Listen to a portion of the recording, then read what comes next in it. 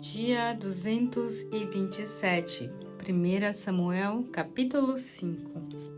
Os filisteus tomaram a arca de Deus e a trouxeram do campo de batalha em Ebenezer para Asdod, e a colocaram no templo de Dagom, junto de sua estátua.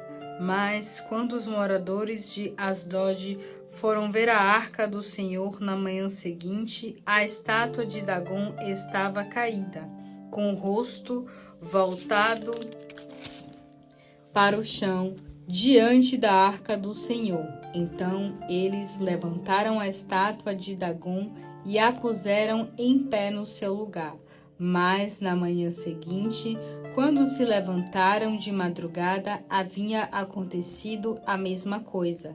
Dagom estava caído diante da arca do Senhor. Desta vez, a cabeça e as mãos das estátuas estavam separadas do corpo, caídas junto à porta de entrada. Só ficou o tronco da imagem. É por esse motivo que até hoje nem os sacerdotes de Dagom, nem os seus adoradores pisam no batente na porta ao entrarem no templo de Dagom em Asdod. Então as mãos do Senhor começou a pesar sobre o povo de Asdod e dos povoados vizinhos com uma praga de tumores. Quando o povo de Asdod viu o que estava acontecendo, exclamou: "Não podemos mais ficar com a arca de Deus de Israel. Ele vai pesar a sua mão sobre todos nós e sobre o nosso Deus Dagom." Então convocaram uma reunião com os governantes das 5 cidades dos filisteus e lhes perguntaram: "O que faremos com a arca do Deus de Israel?" Eles responderam: "Levem a arca do Deus de Israel para Gade." Então os filisteus a levaram para lá. Mas quando a arca chegou lá, o Senhor começou a castigar a população daquela cidade. Ele feriu o povo daquela cidade, jovens e velhos, com uma epidemia de tumores, e o povo ficou completamente em completo desespero. Por isso, mandaram a arca de Deus para Ecrom. Mas quando o povo de Ecrom viu que ela se aproximava, começou a gritar: "Estão trazendo a arca do Deus de Israel para cá, para matar a nós e os nossos filhos." Então reuniram de novo todos os governantes dos filisteus e imploraram: "Mandem embora a arca do Deus de Israel, que volte para o seu lugar, para que o povo filisteu não morra." Pois muitas pessoas já estavam afetadas pela epidemia e a cidade inteira tremia de medo. As pessoas que não morreram estavam gravemente enfermas pelos tumores, e a lamentação da cidade subiu até o céu. 1 Samuel, capítulo 6. A arca do Senhor permaneceu 7 meses na terra dos filisteus. Então os filisteus chamaram os sacerdotes e adivinhos e perguntaram: "O que vamos fazer com a arca do Senhor? Digam-nos como devemos mandá-la de volta para sua própria terra." Eles responderam: "Se vocês devolverem a arca do Deus de Israel, não a devolvam simplesmente, mas mande de volta com uma oferta pela culpa. Dessa maneira vocês serão curados e saberão por que o Deus de Israel mandou a epidemia sobre vocês." "Que a oferta pela culpa devemos mandar?" os filisteus perguntaram. E os sacerdotes e adivinhos responderam: "Mande 5 modelos de ouro dos tumores causados pela epidemia e 5 modelos de ouro dos ratos que vêm arruinando toda a terra, de acordo com o número de governantes filisteus visto que a mesma praga atingiu vocês e os seus governantes. Façam imagem dos tumores e dos ratos que andam castigando vocês e deem louvores aos Deus de Israel. Talvez ele pare de castigar vocês e os seus deuses que vocês adoram e a terra de vocês. Não sejam teimosos e rebeldes com o faraó e os egípcios. Eles não quiseram permitir que Israel saísse até que Deus os destruiu com pragas horrorosas. Agora, construam uma carroça nova e peguem 2 vacas novas que deram crias, mas que nunca antes puxaram uma carroça. Amarrem-nas à carroça com os bezerrinhos. Vocês levem para casa e prendam no curral. Coloquem a arca do Senhor sobre a carroça, ao lado de uma caixa com as ofertas pela culpa, com os modelos de ouro dos ratos e dos tumores, e deixem que as vacas sigam pelo caminho. Fiquem observando se elas cruzarem a fronteira da nossa terra e se dirigirem para Bet-Semes. Então saberemos que foi o Senhor que trouxe este grande castigo sobre nós. Se não seguirem e voltarem os seus bezerros, então saberemos que não foi a sua mão que nos tocou e que a praga foi simplesmente coincidência. E o povo fez conforme as instruções recebidas. Pegaram 2 vacas com os bezerros novos, amarraram-nas numa carroça e seus bezerros ficaram presos no curral. Depois colocaram na carroça a arca do Senhor e a caixa com as imitações de ouro dos ratos e dos tumores. E de fato, as vacas seguiram diretamente pela estrada que vai para Bet-Semes e iam mungindo por todo o caminho, enquanto puxava a carroça. Não se desviaram nem para a direita nem para a esquerda. Os governantes filisteus foram atrás delas até as fronteiras de Bet-Semes. Os moradores de Bet-Semes estavam colhendo trigo no vale e quando viram a arca gritaram de muita alegria. A carroça entrou no campo de um homem chamado Josué e parou ao lado de uma grande pedra. Então o povo cortou em pedaços a madeira da carroça para fazer fogo. Matou as vacas e as ofereceu como sacrifício queimado ao Senhor.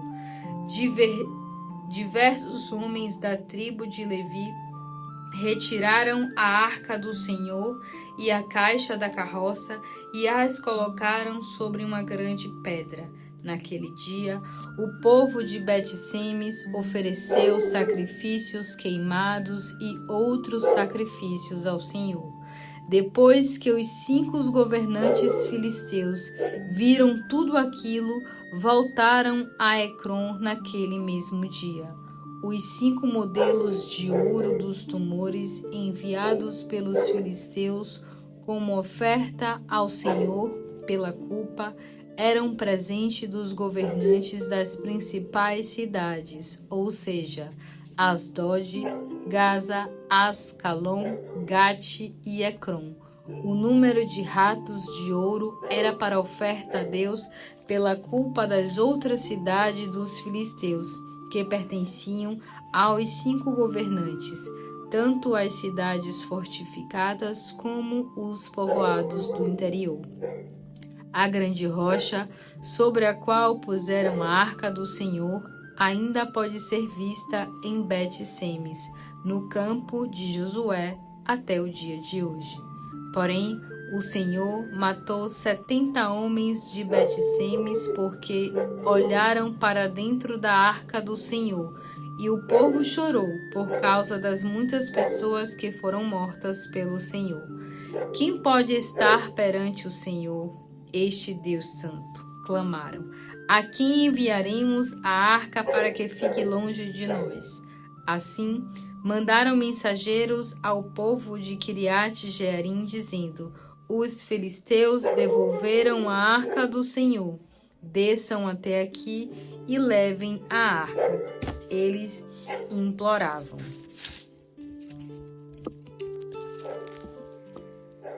Romanos, capítulo 5. Portanto, agora, desde que fomos declarados justos à vista de Deus pela fé, podemos ter paz com Deus por meio de Jesus Cristo, nosso Senhor. Pois, devido à nossa fé, Ele nos colocou neste lugar do mais alto privilégio, onde agora nós nos encontramos e nos levou a essa graça, na qual agora estamos firmes e nos alegramos na presença de participar da glória de Deus. Podemos nos alegrar igualmente quando nos encontrarmos diante de sofrimento, pois sabemos que os sofrimentos produzem a paciência, e a paciência desenvolve em nós a força de caráter, e a força de caráter desenvolve em nós a esperança. E a esperança não nos decepciona, porque Deus derramou seu amor em nossos corações por meio do Espírito Santo que Ele nos concedeu. Aleluia. Quando estávamos totalmente desamparados, Cristo veio na hora certa e morreu pelos pecadores. Mesmo que fôssemos justos, realmente não esperaríamos que alguém morresse por nós, embora alguém tivesse coragem de morrer por uma pessoa boa. Deus, no entanto, mostrou seu grande amor por nós, enviando Cristo para morrer por nós enquanto ainda éramos pecadores. E já que por seu sangue Ele justificou a nós, pecadores, quanto mais Ele não fará por nós, agora que nos declarou sem culpa. Agora Ele nos salvará de toda a ira divina que está por vir. E se quando ainda éramos inimigos de Deus, fomos reconciliados com Deus pela morte do seu Filho, quanto mais agora, tendo sido reconciliados, seremos salvos pela vida de Cristo. Aleluia! Agora nós nos alegramos em Deus por meio do nosso Senhor Jesus Cristo, por intermédio de quem agora alcançamos a reconciliação. Quando o pecado entrou no mundo por meio de um homem, o pecado entrou na raça humana inteira. O pecado dele trouxe consigo a morte de todos os homens, porque todos pecaram.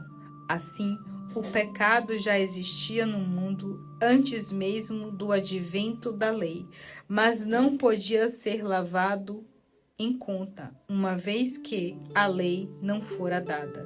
Todavia, a morte reuniu desde o tempo de Adão até o tempo de Moisés, mesmo sobre aqueles que não pecaram como Adão, quando ele desobedeceu à ordem de Deus. Na verdade, Adão era uma figura daquele que havia de vir, e também não há comparação entre o pecado do homem e o perdão de Deus, pois este único homem, Adão, trouxe a morte para muitos por meio do seu pecado. Porém, este outro homem, Jesus Cristo, trouxe perdão para muitos por meio da graça divina.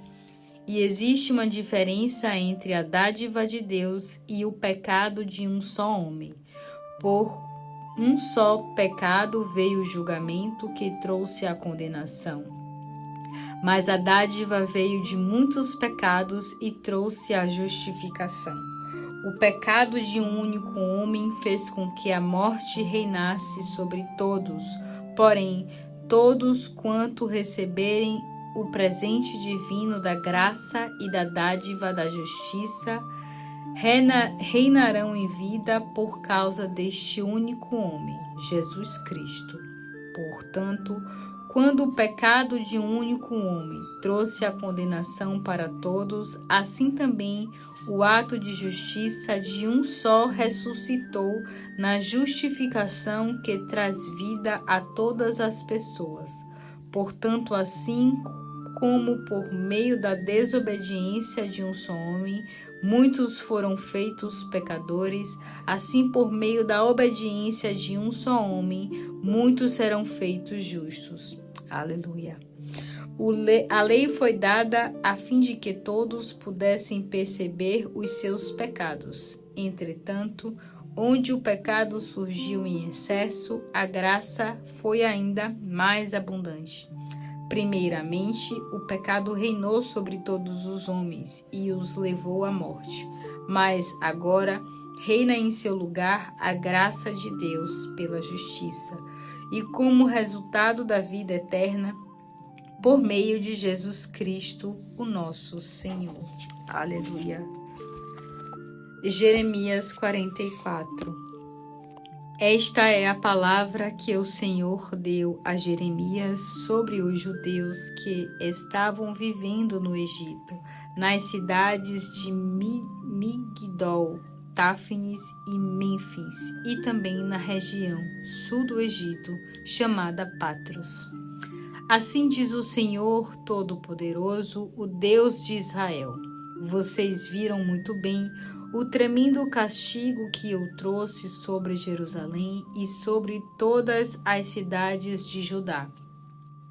Hoje elas estão em ruínas e desabitadas por causa da desobediência do povo que me deixou irado ao queimar incenso para adorar falsos deuses, deuses desconhecidos deles e dos antigos israelitas. Antes do castigo, porém, eu mandei profetas, os meus servos, dia após dia, desde o começo da nação, para avisar ao povo: não cometam estes pecados tão terríveis. O Senhor detesta idolatria, mas o povo não me obedeceu, nem sequer me deu atenção. Não quiseram abandonar os seus pecados, não quiseram deixar de adorar os deuses falsos com incensos e sacrifícios. Foi por isso que a minha ira e o meu furor arderam como fogo e destruíram as cidades de Judá e as ruas de Jerusalém. Até hoje, tudo por lá continua deserto e destruído. Assim diz o Deus de Israel: porque vocês insistem em provocar sua própria destruição. Nenhum de vocês vai ficar vivo, nenhum homem, mulher, criança ou recém-nascido, que veio de Judá para o Egito e se salvará. Vocês estão mais uma vez provocando a minha ira, queimando incenso para adorar outros deuses até aqui no Egito, onde vieram morar. Vocês estão me forçando a castigar este resto de povo e transformar os judeus em um povo desprezado e odiado por todas as nações da terra. Já se esqueceram das maldades de seus pais, das maldades dos reis e rainhas de Judá, das maldades que vocês e suas mulheres cometeram nas cidades de Judá e nas ruas de Jerusalém? Até hoje vocês não se humilharam, nem se sentiram tristes pelos seus pecados. Vocês não me respeitam, não obedecem à minha lei e aos decretos que eu ordenei aos primeiros israelitas. Por isso, assim diz o Senhor, o Deus de Israel: o meu plano é castigar todos vocês e destruir completamente todo o povo de Judá. Tomarei o remanescente de Judá, que teimou em vir morar no Egito, e todos morrerão no Egito. Cairão pela guerra ou pela fome, desde os mais humildes até o mais importante morrerá. pela espada ou pela fome. Serão amaldiçoados, desprezados e odiados, da mesma maneira como castiguei os moradores de Jerusalém com a guerra, a fome e a doença. Castigarei os judeus que fugiram para o Egito. Ninguém entre os remanescentes de Judá que foi morar no Egito escapará ou sobreviverá para voltar à terra de Judá, para a qual todos gostariam de voltar. Somente alguns poucos arrependidos voltarão para Judá fugindo do Egito. Então, as mulheres presentes e os homens que sabiam que as suas esposas queimavam incenso a deuses falsos, já havia uma grande multidão de judeus vivendo no sul do Egito, responderam a Jeremias: não vamos dar a atenção à mensagem que você nos apresenta em nome do Senhor. Vamos fazer nossa própria vontade. Vamos continuar queimando incenso para adorar a Rainha do Céu. Vamos continuar oferecendo sacrifício, derramando ofertas de bebidas a ela. Como os nossos pais, como os reis e autoridades de Judá fizeram em Jerusalém e nas outras cidades. Naquela época nunca passamos fome, tínhamos muitas riquezas e vivíamos tranquilos e em paz. Mas veja o que aconteceu depois que paramos de queimar incenso e derramar ofertas de bebida para adorar a Rainha do Céu. Nossas riquezas foram roubadas, perdemos nossas casas e fomos destruídos pela guerra e pela fome. E as mulheres ainda disseram: não pense você que estamos adorando a Rainha do Céu, queimando incenso, derramando ofertas de bebidas e fazendo bolos para a sua imagem, sem o conhecimento e a ajuda dos nossos maridos.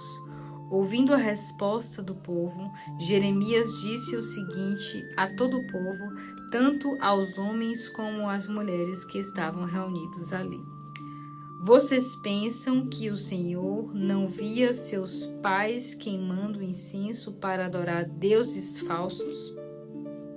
Pensam que ele não sabia como os reis e as autoridades e todo o povo fazia isso em todas as cidades de Judá, inclusive em Jerusalém? O Senhor castigou Judá com a destruição, castigou seu povo com sofrimento e vergonha, porque já não aguentava mais os terríveis pecados que vocês estavam cometendo. E até hoje, Judá continua deserta, tornou-se objeto de maldição para quem passar por lá. A razão dessa desgraça toda que se vê hoje foi a sua desobediência. Vocês pecaram contra o Senhor, desobedeceram a sua lei, aos seus decretos e às suas instruções, e queimaram incensos para adorar falsos deuses. Além disso, Jeremias transmitiu esta outra mensagem a todo o povo judeu, inclusive as mulheres: ouçam a palavra do Senhor, todos vocês judeus que vivem no Egito. Assim diz o Senhor Todo-Poderoso, o Deus de Israel: vocês e as suas mulheres prometeram continuar adorando a Rainha do Céu. E de fato não ficaram só nas promessas. Queimaram incenso e derramaram vinho para adorar a Rainha do Céu. Por isso, continue a cumprir suas promessas a ela, mas ouçam com atenção a palavra do Senhor. E escutem bem, todos vocês judeus que vivem no Egito. Eu juro pelo meu grande nome, diz o Senhor, que nenhum de vocês voltará a invocar o meu nome ou a jurar pela vida do soberano Senhor. Eu mesmo vou cuidar da situação, mas não para o seu bem. Vou cuidar para que a desgraça apanhe todos vocês em cheio. Cada um de vocês será morto pela guerra e pela fome, até que todos sejam destruídos. Só quem volta para ajudar será salvo. mas serão poucos os que vão escapar do meu castigo. Quando o castigo chegar, todo remanescente que insistir em ficar no Egito saberá qual palavra se concretiza, a minha ou a deles. Esta será a prova de que as minhas ameaças são verdadeiras, diz o Senhor, e de que vocês serão castigados aqui. Assim diz o Senhor: entregarei o faraó Ofra, rei do Egito, nas mãos dos seus inimigos que desejam tirar-lhe a vida. Farei com ele o mesmo que fiz com Zedequias, rei de Judá, que entreguei nas mãos de Nabucodonosor, rei da Babilônia, seu inimigo imortal.